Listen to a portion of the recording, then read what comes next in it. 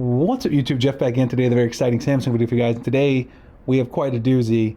You guys may have been following this, but Google has been at odds with Epic Games over Google's supposed monopolistic stranglehold over apps and controlling how developers monetize their apps on Android phones specifically. And of course, Samsung is the biggest part of that. So today we had a ruling come through that's going to change the way that Android phones work fundamentally, which of course means Samsung phones as well, going forward. And we're going to talk about that lawsuit today. Epic has got a huge change that's going to change how apps work and perhaps how you download apps on your Galaxy smartphone. Before we get started, I do want to thank my 4-year-old son Jonathan. We got the Triceratops hanging out back here. We always appreciate him. Also, if you guys haven't yet, make sure you check out our website. Go to sammyguru.com. Cover the latest Samsung tips, tricks, tutorials, reviews. We actually covered the original lawsuit against Samsung last week. These are actually two separate lawsuits we're going to talk about today, but we covered that one last week. Also, if you're in the US, you can get a free mystery box when you order the next Galaxy smartphone. Go right here, put in your phone number, email, get a free case, cleaning kit, desktop phone stand, other randomly inserted goodies. We cover all the shipping and all that kind of stuff. You guys don't pay any additional to get some extra bonus gifts for your phone. Check that out. The link will be in the pinned comment description. So before I get to this lawsuit, which is actually the newer one, let's get into the breaking news that just came out right now. I just saw it over on X. Michel Rahman, who covers Android news at a high level, he writes for various websites, including Android Authority. He tweeted out, breaking: the judge in the Epic Games versus Google case just issued his final ruling, which states that Google must open up its Play Store catalog to third-party app stores and distribute those third-party app stores within Google Play. The judge also ruled that Google can't require Google Play app billing, stop developers from telling users about other ways to pay, stop developers from linking to alternative distribution methods, and more. These are huge changes, the implication of which will be massive to Google's Play Store business. Now, The Verge, which he linked to their article, wrote this up in full. It's a great piece. We'll have our full analysis on Sammy Guru later as well. I wanted to get a video out since it's really big breaking news, and we'll probably write this down and digest it later. But anyway, Google has to give rival third-party app stores access to the full catalog of Google Play apps and distribute the third-party stores, which means not only do they have to give them the ability to run on Android without any impediment of that, they also have to distribute those via Google Play, which is insane. So this is the judge, James Donato, Epic versus Google, which basically came about because Epic was upset that Google was stopping them from allowing people to go to their website and directly kind of pay them for Fortnite instead of having to distribute that and monetize through the Google Play Store, because of course Google takes a large cut of this. So distributing is massive. That means that they have to basically allow people to download those apps from Google Play and then give them access to all the catalog of Google Play apps unless developers opt out individually. Now, if you look down here, you can see that this starts on November 1st, 2024, so just less than a month away, through the 2027. This is a 3-year requirement. It's not forever. Stop requiring Google Play billing for apps distributed on the Google Play Store.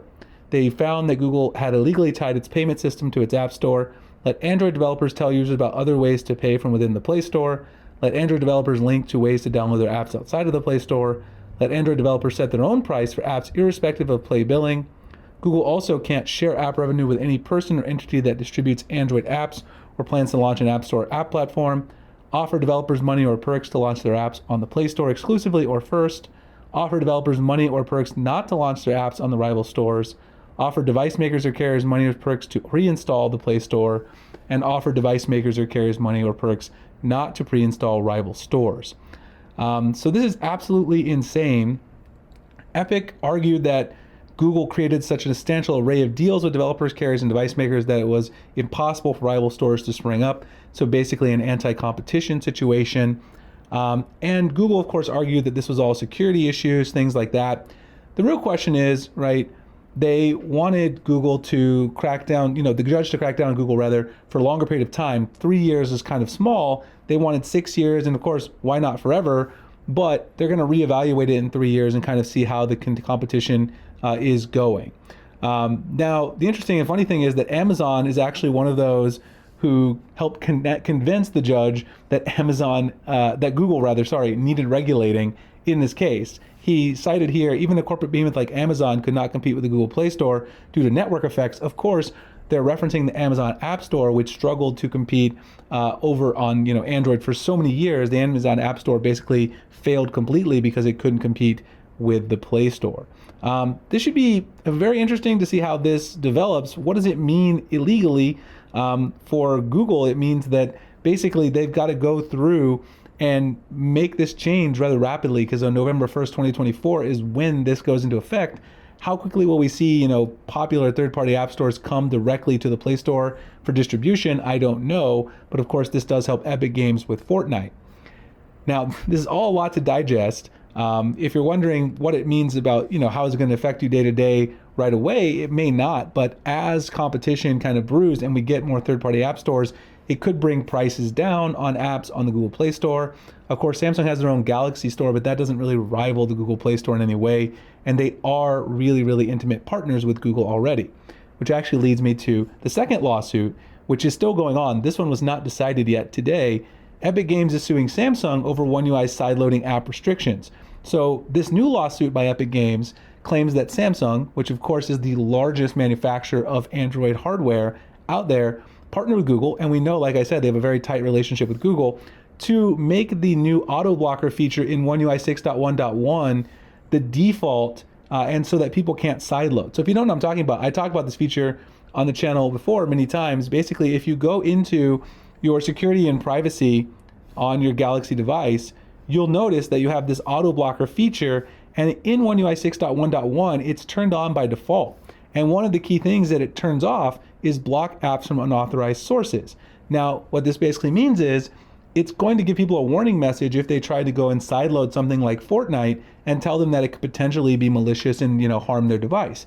Now, if you're an average user, you're going to see that and then decide not to do it most likely, which means that essentially Samsung and Google are discouraging people from going and installing these apps from other potential sources. Now, the maximum restrictions actually goes a further, kind of mile beyond that. I talked about this. I don't recommend turning this on, but this is actually on, by default on many devices in many regions around the world. So Epic is trying to get it so that Samsung has to turn off auto blocker by default, or at least remove the feature that allows, that basically forces people to not install apps outside of the Play Store, because that is actually contradictory to the ruling that was just made by the judge in this one that we were just talking about. So very interesting stuff. Two separate lawsuits. This one's not decided. We'll see what happens, because Samsung is named in this. This is a lawsuit against Samsung and Google. This could affect your phone, your smartphone, your Galaxy phone even further than the one we just saw. But immediately, Google's got to make some changes. Third-party app stores are going to be allowed on Android. They're now going to have to be distributed via the Play Store, which is going to have some security implications in how Google goes about this. It's also going to kind of change how they monetize and could affect the app prices on Android going forward. Anyway, let me know what you guys think about this. I'll kind of digest it, have a full write-up on Sammy Guru as well. Make sure you bookmark the website, check it out, get your free mystery box if you're here in the US, phone number, email, get all those free goodies. We'll have a lot more coverage of everything Samsung here as always. Appreciate you guys checking the video, and I'll see you in the next one. Thanks a lot for watching.